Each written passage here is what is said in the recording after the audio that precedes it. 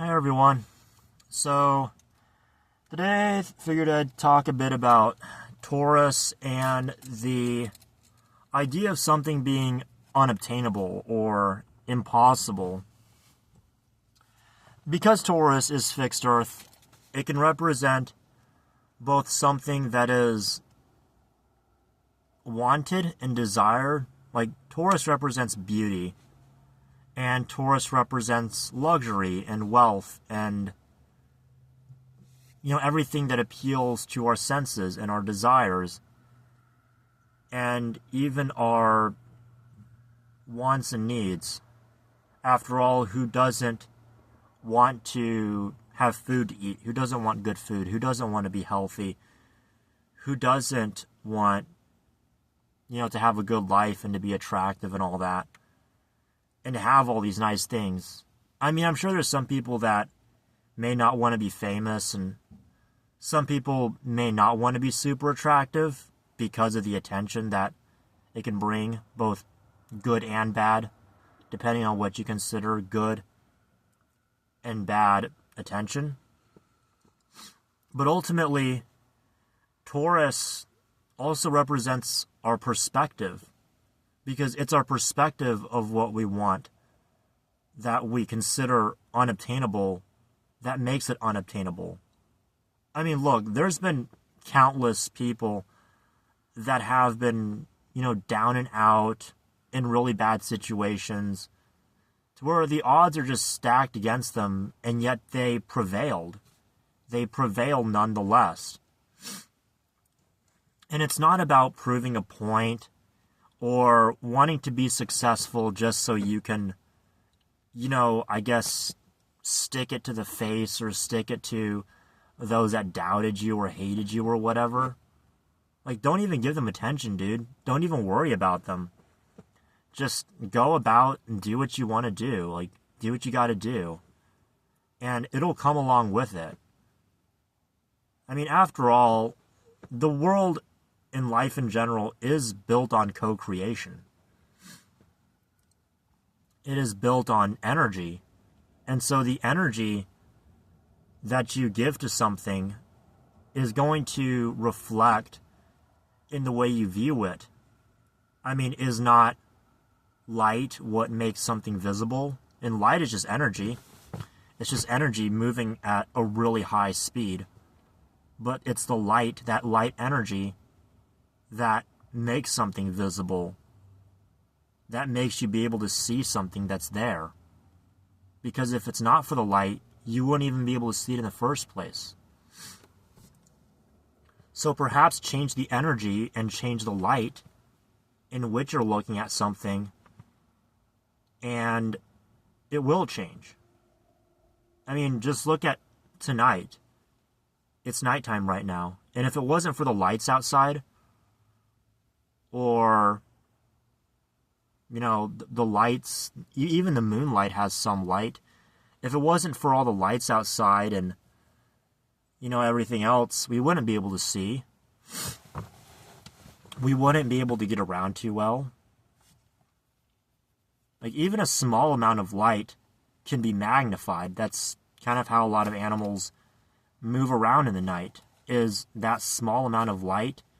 Whatever light comes from the moon is amplified and magnified in their eyes, and that makes them able to see the world around them. So it really all does come down to a matter of perspective and what you want, what you see, and what you believe. Because ultimately, everything is energy. And most of the universe is completely empty. I actually learned that, like, watching some shows lately. As in, like, most of the atoms in your body and in the whole universe, it's mostly just empty. And how much empty space is there where there's no atoms at all? Nothing at all. It's there. I mean, there's light. But how can we see empty space? It's with light. There's light from the stars and light from the sun that allow us to see empty space. That allow us to see the empty space between everything that's there.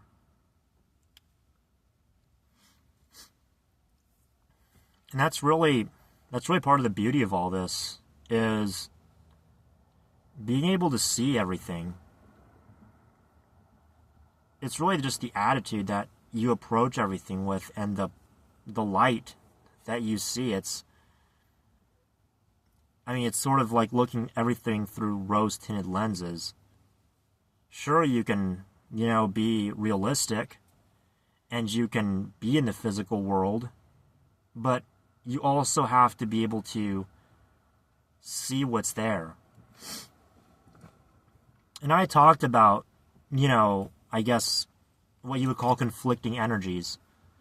That if you take two waves that are opposite one another, as in they're of the same frequency and the same amplitude, but they're simply opposite. If you take two opposite waves, two opposite sound waves, you'll cancel out and get nothing. You won't hear anything whatsoever. And so that's kind of part of it. It's like, yeah, I know it can be difficult to, just keep positive all the time, especially when things are really down and out and you're constantly being bombarded with, all this negative imagery. You have to shut it out, and you have to just stay positive and keep like that. And that's kind of why I also break up my videos a bit. It's not all about just me talking about theory and practice and all that. It's about, showing you the feeling and showing you the emotions and the energy that's behind everything. Because if most of the universe is empty, then what's going to fill that emptiness? Something has to fill that emptiness, does it not? Something has to fill that vacuum. And what fills the vacuum is energy. That's what causes everything to move. So, it's kind of it. It's just a little rant, little talk. And hope y'all have a good life ahead of you and everything is fine and dandy. I'm doing my part in this world, and I know you are too. I'm going to make another video soon about the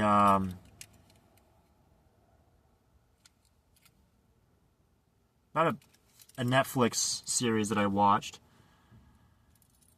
I won't give it away right now, but it has a lot to do with perspective and confidence even. And even the idea of illusion. It's all there. So, take this video for what you will. Yeah, I know I'm just filming outside and instead of my face, but it's not about me. It's about the message. It's like you shouldn't be focusing on who's saying what. That's part of why I do these videos like this. It's not about the privacy, although that can certainly be a part of it. It's about the message that I'm getting across and what it's ultimately about. So, there you have it. There you go. Enjoy your days and your nights and everything in between.